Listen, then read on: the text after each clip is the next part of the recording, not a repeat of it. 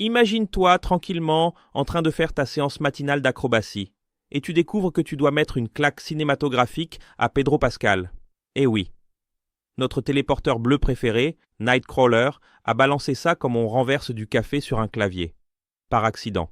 Ou peut-être très intentionnellement. Marvel est en feu et nous, on est là, avec du pop-corn et des théories.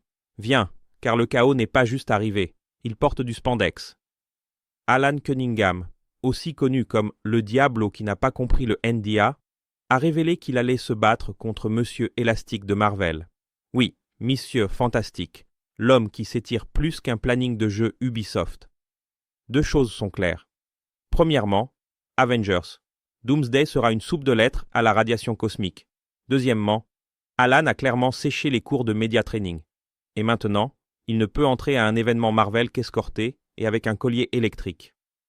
Pause réflexive. Qu'est-ce que fout Nightcrawler en train de frapper les 4 fantastiques? Marvel a-t-il complètement pété un câble ou a-t-il décidé que le MCU est désormais un Battle Royale avec un budget façon trilogie de Nolan? Les X-Men s'invitent officiellement à la fête des fantastiques. Traduction. La baston est ouverte. Avengers contre X-Men arrive, et ce n'est pas un délire de forum. Pedro Pascal va sortir de ce film avec besoin de Reiki et de kiné. Si Monsieur Fantastique a pris un coup de poing en pleine tête, qui d'autre est sur la liste du UFC Marvel? Magneto balançant un frigo sur la chose. Jean Grey jouant à la télécommande avec Tony Stark. Wolverine qui affronte Deadpool. Juste parce que c'est mardi, ce film va ressembler à une fanfic écrite à 3 heures du matin par un stagiaire qui a accès à Unreal Engine. Maintenant, respire et écoute. On connaît déjà le scénario. Encore une fois, les héros se frappent parce qu'un malentendu, c'est l'ingrédient secret de Marvel. Ils découvrent qu'un truc plus gros se prépare.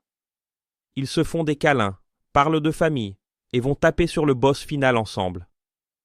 Et le grand méchant, cette fois? Exactement, Dr Doom, le Thanos de la semaine, avec un doctorat en arrogance et un Google Agenda blindé depuis 1962. Tu as cligné des yeux? Tu as déjà vu ce film, dans Civil War, Infinity War, Ultron, et même dans ce court-métrage de Deadpool avec Pikachu.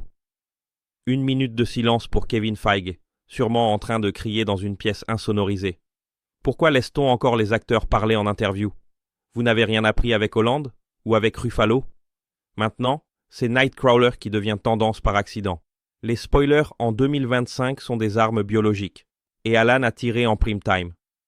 Résumé de l'Apocalypse Nerd, des mutants qui tapent en les fantastiques. Super Smash Bros version Marvel. Tout le monde s'unit pour frapper Doom. Encore. Marketing déjà prêt. Avengers Doomsday, parce que rien n'unit plus que la violence physique en 4K.